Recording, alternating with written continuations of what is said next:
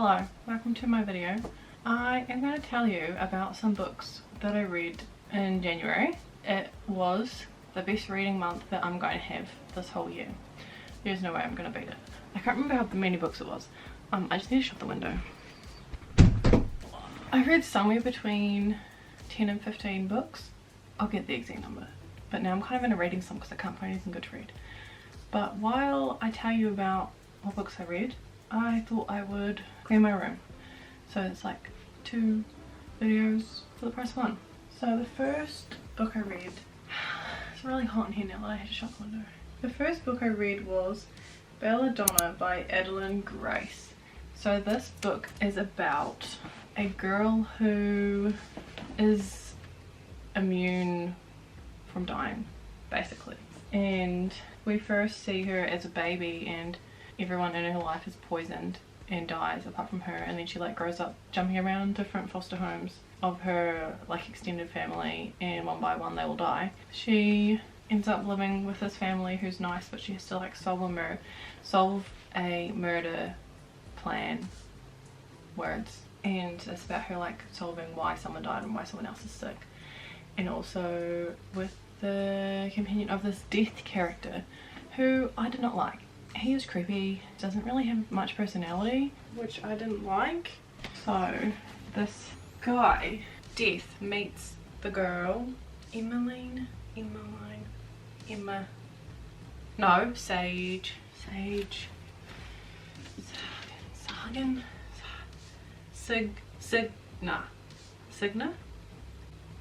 I think her name's Signa.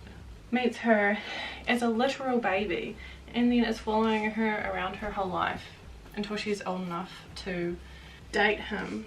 And also is like there's this other character who turns out to have been Death the whole time, so it's like he's also lying to her about who he is, which I did not like. Just it was very groomery, which when I read, like, I was getting ick vibes, but not like explicit. Like I couldn't tell you why, and then I read all the reviews and they were all like yeah, this is grooming behavior and really problematic, and I'm like, yeah, it is. So that book I think is really highly rated, but I gave it 2 stars because it was readable, but was also made me uncomfortable and Signa was kind of annoying.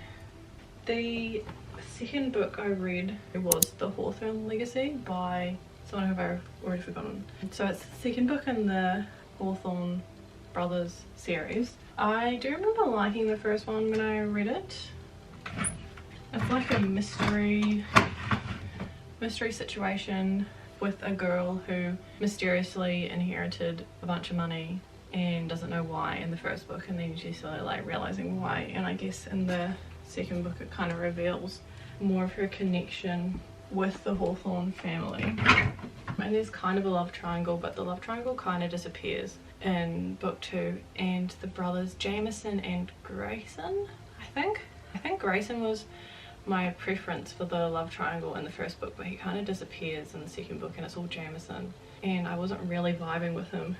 I think because I had such a big gap between reading the first book and the second book. Like I think I thought he was kind of endearing in the first book, whereas he was kind of just average in the second one. And I don't know if I really vibed with the main character, whose name I can't remember. So I ended up giving it 3 stars because it was readable and good. Like I read all books pretty much in one day, and I think I must have read it within 1 or 2 days. But I have no desire whatsoever to read the third book, so it obviously wasn't that good. Like obviously I think there was kind of set up for the mystery of the third book to happen, but like I honestly couldn't care. So I probably won't be reading the third book anytime soon, although maybe I should because I can't find anything to read now. I put all my clothes on the washing line, which I don't usually do, but it's been really sunny recently apart from today. But all my clothes are really crunchy from being on the washing line. The dryer doesn't make them feel like this. Also, my drawers are so difficult. How am I supposed to put clothes away if they're already so full? Okay, that is a bit better.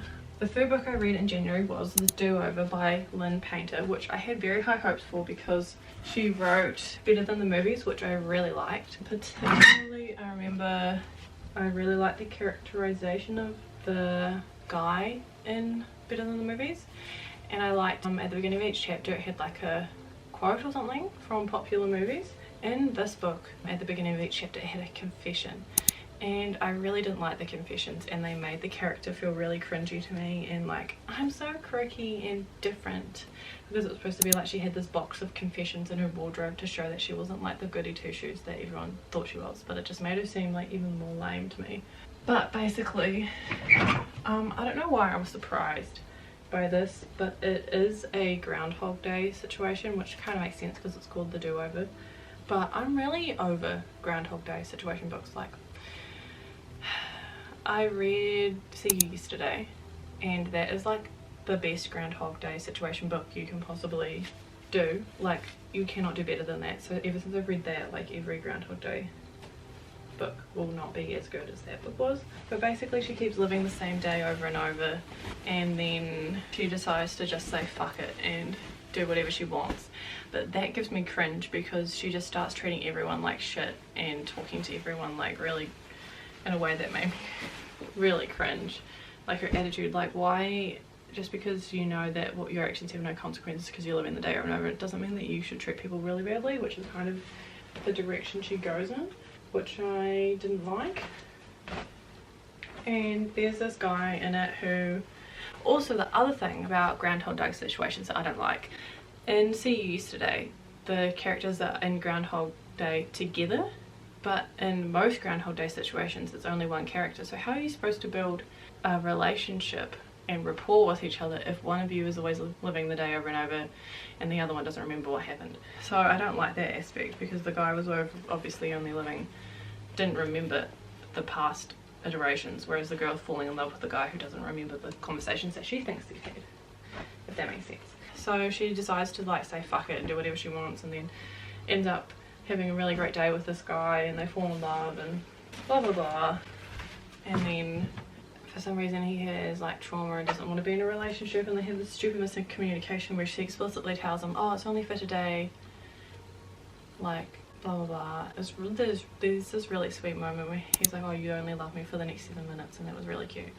But it's like the best scene in the whole book. And then it cuts to the next day because suddenly she's broken the cycle of Groundhog Day, which means she has to deal with all the consequences of how she fucked up the day before, where she was like stealing her dad's car and got a speeding ticket and stuff. Then the guy is like completely ignoring her, which is kind of a shit thing to do, but also she explicitly told him like, this is only for today, so the next day you forget about it. So of course he acted like nothing ever happened. And they have like this big moment and blah blah. It was just quite, I don't know, I didn't get the love connection like I did with her other book better than the movies. It was just, it felt kind of flat. So I think I would give that 3 stars. I don't know if I'm doing very well explaining these. I like just tell you exactly what happened, so it's not really helpful if you want to read any of the books I'm telling you about.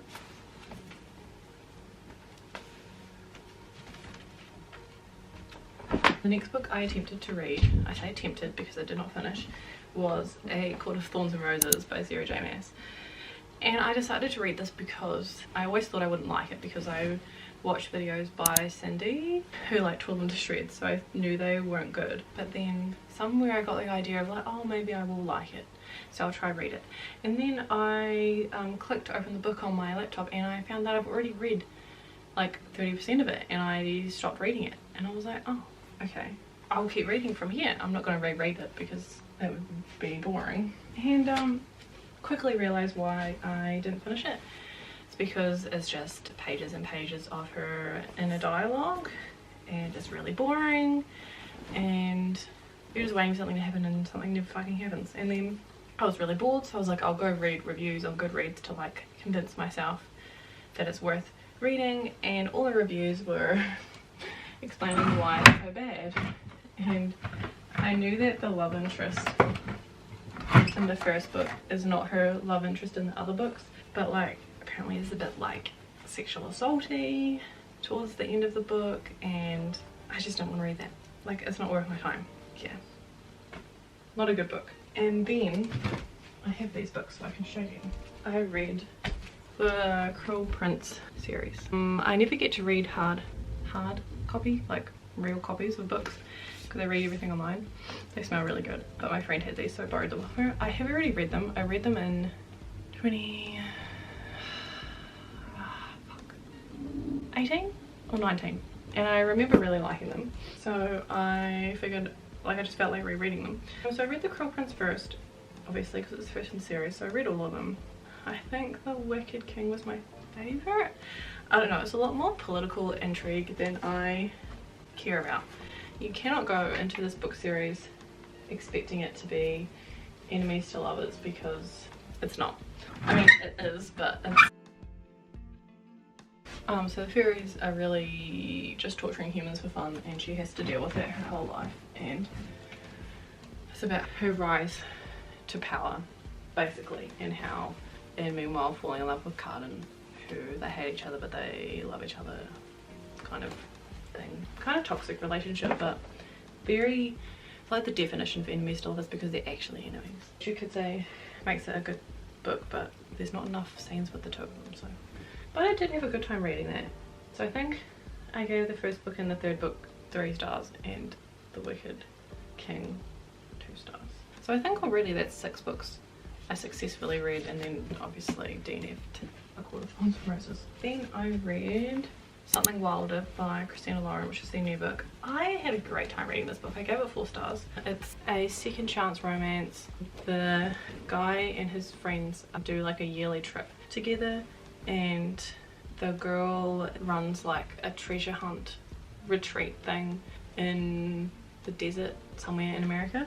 They end up like reconnecting because of that, and it's like tension because they're like, I haven't seen you since you randomly disappeared 10 years ago, but I'm still in love with you, kind of thing. And it was really, I think the romance was good, but it was just kind of like ridiculous the whole time. But if you go into it knowing it's going to be ridiculous, it's a really fun time. So I would highly recommend reading that, but only if you are okay with it being ridiculous and like it being a treasure hunt aspect, and like just things not really being in reality. But it is a good time. The next book I read was The Bodyguard by Katherine. I gave this 4 stars or 5 stars. I think it is 5-star worthy. It was really good. I liked it more than Something Wilder. So it's basically about this woman who is a bodyguard, so she's been hired to look after celebrity, and it results in a fake dating situation, which I love fake dating if it's done well, and it is done very well in this. I don't really think you need any more information than that. It's really good. I highly recommend, and the relationship was so well done. Like, the emotion was really there. It's really well written, like really good writing style that I like. The guy was really sweet, and I liked it because often in romance books the guy is like unreasonably buff, but I like the aspect in this book that he was a movie star. So he's like, imagine like Chris Evans. I don't know why Chris Evans specifically. That's the guy who plays Captain America, right? It's like him in this reality, like a really big movie star. So he has a reason to be ripped, instead of just like being a regular guy. It doesn't make sense for you to be that muscular. So I like that. And it had like not reasonable, but like childhood trauma, well not childhood trauma because it happened when he was older, but you know, like family trauma that actually adds to the story instead of just being like something annoying. Like it was really well done, really like added depth to the guy character. And then there's like a 3rd act of the book that I was just like, what the fuck is happening? It was so good. Like really the kind of thing you wish you could read. I hope this hasn't shrunk. Okay. Wash this in cold water. Has this shrunk? Fuck. Has it? I had the same dress and then I put it in the dryer and it shrunk. So this is like a new version. But I washed it in cold water knowing that it might shrink. It's also like, was it supposed to be? Oh no, it's fine. It's fine. I was really worried for a second, but it's fine. Yeah, the 3rd act was really good and like mind blowing, and I stayed up until 2 AM reading it. I mean, I really shouldn't have because I had work the next day. It was one of the best books I read in January by far. I then believe I tried to read another book by Katherine. Yes, Things You Save in a Fire, which is about a female firefighter falling in love basically. That's like the whole plot. And I did not like this as much as The Bodyguard. I had heard that The Bodyguard was one of Katherine Center's more light-hearted books, even though I wouldn't really say it's light-hearted because there is some shit going on. But compared to Things You Say About a Fire, I probably would say it's lighthearted. Basically the main character is a female firefighter and she has to move cities because her mum is ill, and also she loses her job because she beats someone up in public. So she has to like change departments of firefighting. It's basically just her dealing with that, and then there's also like a stalker situation of someone at work who hates that she's a woman. She's also meanwhile falling in love with the rookie firefighter who was hired at the same time as her, and they end up having to compete for a job. And it was enjoyable. I didn't like that there were no actual scenes between the rookie and the main character, and also the fact that he was just called the rookie the whole time, and then suddenly halfway through the book he's like, by the way, you can call me Owen, and then she calls him Owen all of a sudden for like one chapter, and then goes back to calling him the rookie. So I did not like that. Oh, what I was originally gonna say, there's like no scenes between the two of them. It's a lot of, oh, and the rookie is so sweet and blah blah, these personality characteristics ABC like listed in a paragraph, but you're not actually like seeing them interact to like prove these things. It's just a lot of telling instead of showing for the relationship aspect. And then there's like this massive third act like plot thing happening, which after reading The Bodyguard I'm like, maybe this is Katherine Center's formula and she always does like something crazy in the third act, but I didn't really appreciate it and it just didn't sit well with me.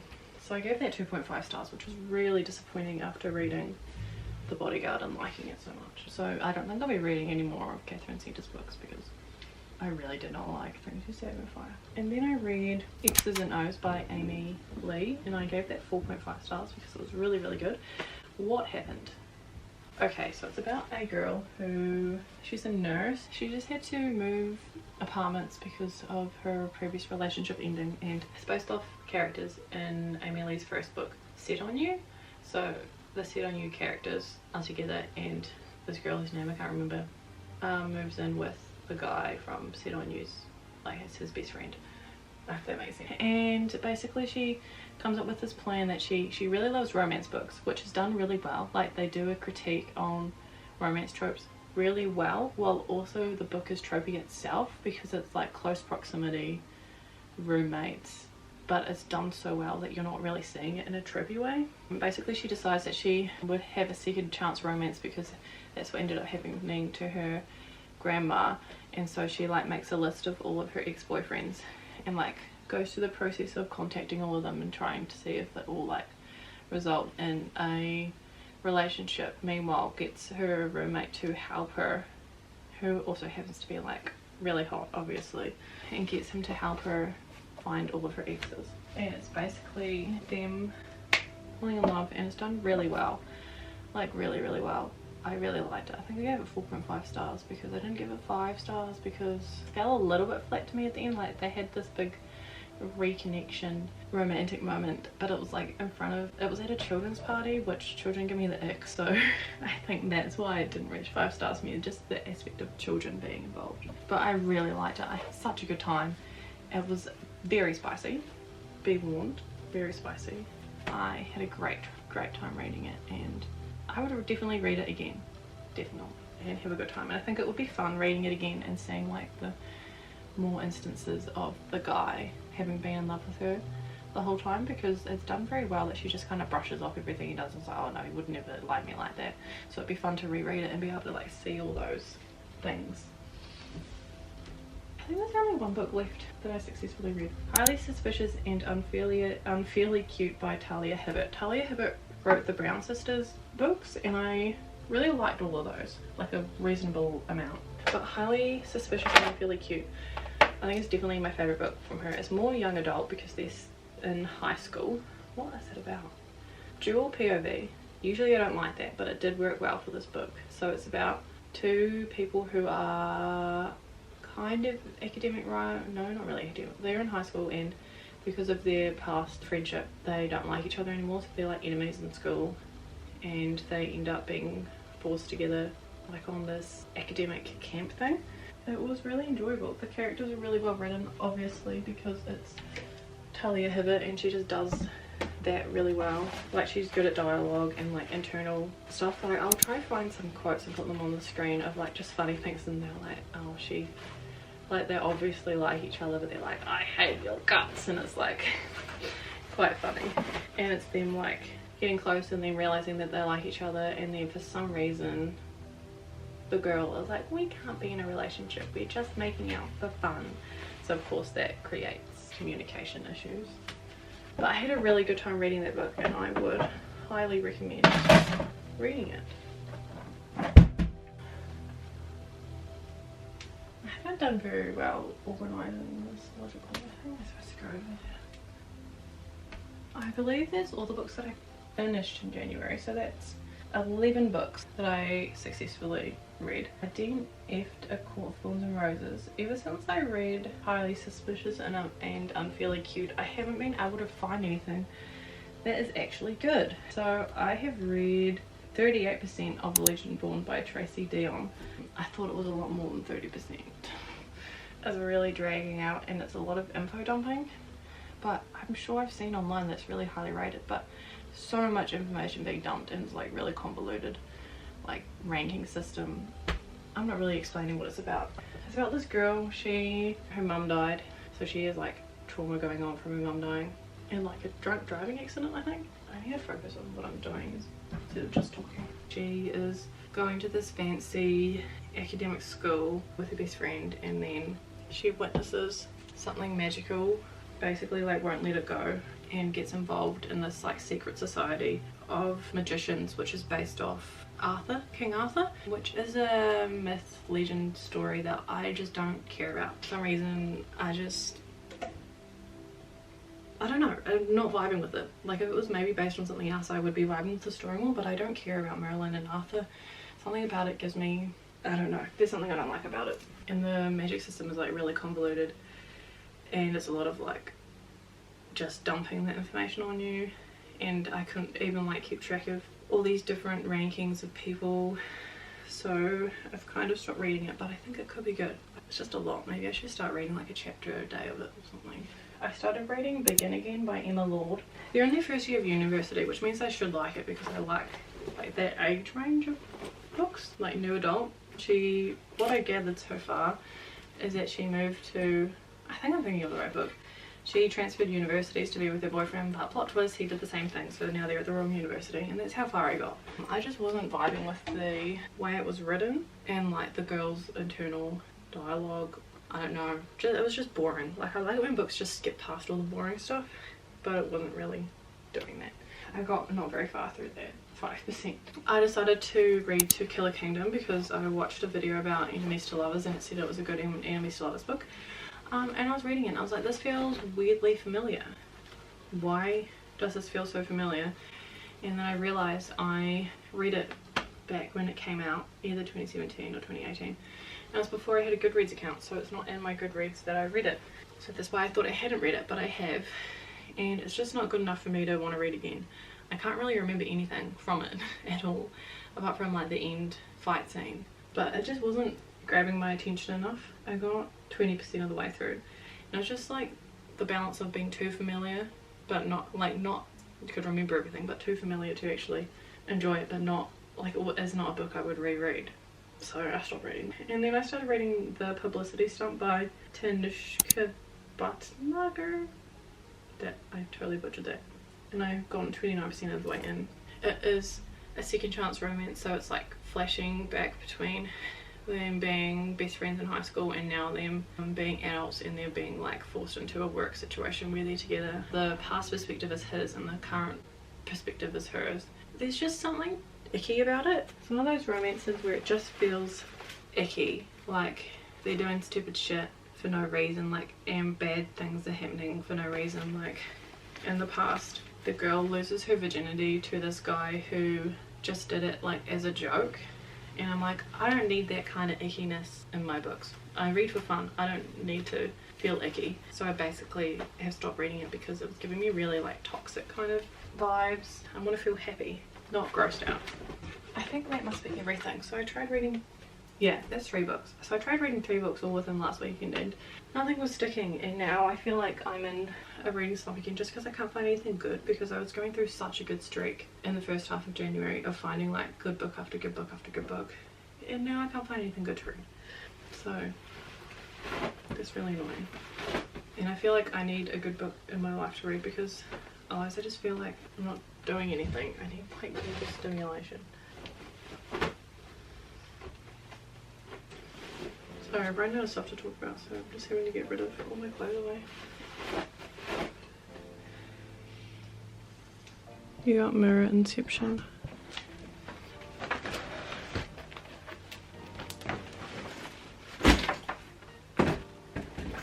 That looks way better. I also have the permanent fixture in my room because there have been lots of spiders coming inside, and in the bedroom specifically. So I'm not putting it away because it's helpful having it like so close by. I was able to read so many books in January because half of it was on holiday, like not at work, whereas now I'm back at work, so I don't have as much free time to be reading. I need to change the sheets, but this thing that I want to put on is in the wash currently, so maybe I'll do it tomorrow. Now she's all tidy. You can see the floor again. I'm so hot. It is 24 degrees. All week it's been insanely hot. It's never that hot here. So thank you for watching my video. I hope you had fun listening to me talk very haphazardly about the books that I read in January, and watching my room become clean again. Have a good day.